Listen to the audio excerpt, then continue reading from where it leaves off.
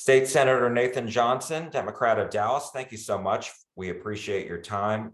So you and other Democrats in the Senate last week voted against Senate Bill 990 that would essentially abolish voting centers on election day and force everybody to go back to voting in their precincts. Why was that important for you to vote against it? It's a huge step backwards, Jack. Everybody loves countywide voting, and I'm talking about rural, urban, Republicans, Democrats. 70% of the electorate chose to vote in countywide polling locations. 87 of our counties applied for permission from the Secretary of State to conduct countywide polling. The Secretary of State reported to our current 88th legislature that there is no security or fraud concerns and that these counties are qualified to do it. There's been no evidence that anything has gone wrong. The only thing we've seen from countywide voting is increased convenience. And with a theme that we've heard over and over again for the last 3 or 4 years of we want it to be easy to vote and hard to cheat, it's hard to see where eliminating countywide voting fits into that idea. So I want people to vote. I want people to be encouraged to vote. And eliminating one of the only things we've done recently to improve convenience is just a huge step backwards. And I asked Senator Hall about what Republicans said back in 2021, as you mentioned, easier to vote, harder to cheat. And he said that security has to be placed ahead of convenience. And he feels that this would make the process more transparent. How do you respond to that? Yeah, I don't think it's more transparent at all. You're multiplying the points at which there could be something going wrong instead of having everything consolidated in one place. But more importantly, there's just no evidence that there's any problem whatsoever with the systems that we have. We got all kinds of requirements that the legislature's been imposing on the polling process. The Secretary of State's involved. We don't need one more impediment.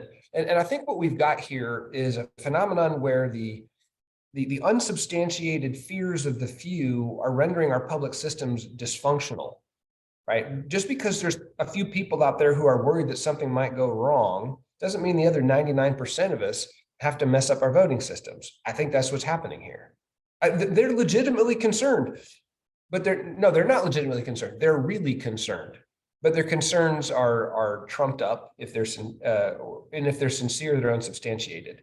What we do know is that people like voting when it's easier to vote. And I wanted to ask you, you mentioned the Secretary of State. So are you referring to the current Secretary of State, Jane Nelson, who came before the Senate, and this was during the nomination process, or did she address the Senate in another form?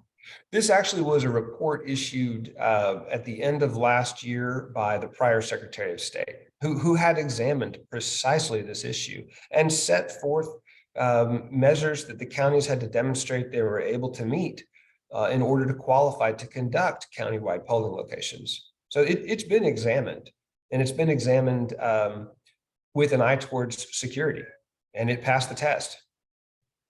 Do you think that this bill, now that it's passed the Senate, will also pass in the House? I hope not, Jack. I hope that people come to their senses. And sometimes in the House, when you get a huge number of voices, you do have the more sensible view prevail. It's my hope, particularly because I think that this really isn't an issue of Republicans versus Democrats or urban counties versus rural counties. It's a convenience for everybody.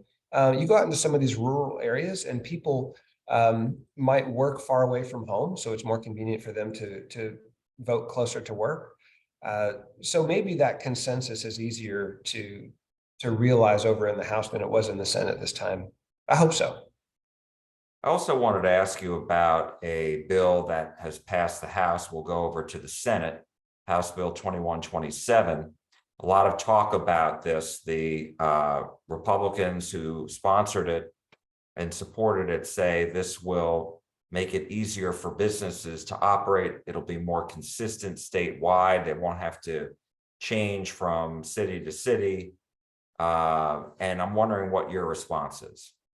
I think it's a wretched bill, but let me say first, let's talk about what's legitimate that is behind it.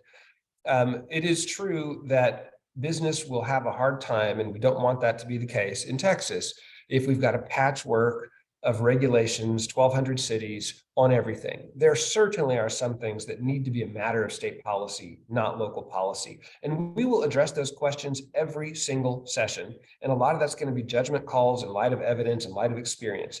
But to have a blanket wiping out of local governance is effectively to wreck our cities and to go back on about 110 years of local control that has served this state so very, very well. The idea that we in Austin, 181 of us in the legislature, can figure out the proper regulatory environment for every city is extremely misguided. As far as the burden on businesses, again, let's take it one by one. Where are the places that we need to have this interaction between state authority and local authority? But I'll tell you what's bad for business, and that is wrecking our economy, which I think is likely to result if we no longer allow cities to regulate themselves. And the League of Women Voters of Texas just sent out a statement a short time ago, basically saying that this is just out of control, that they are alarmed at the proposed changes.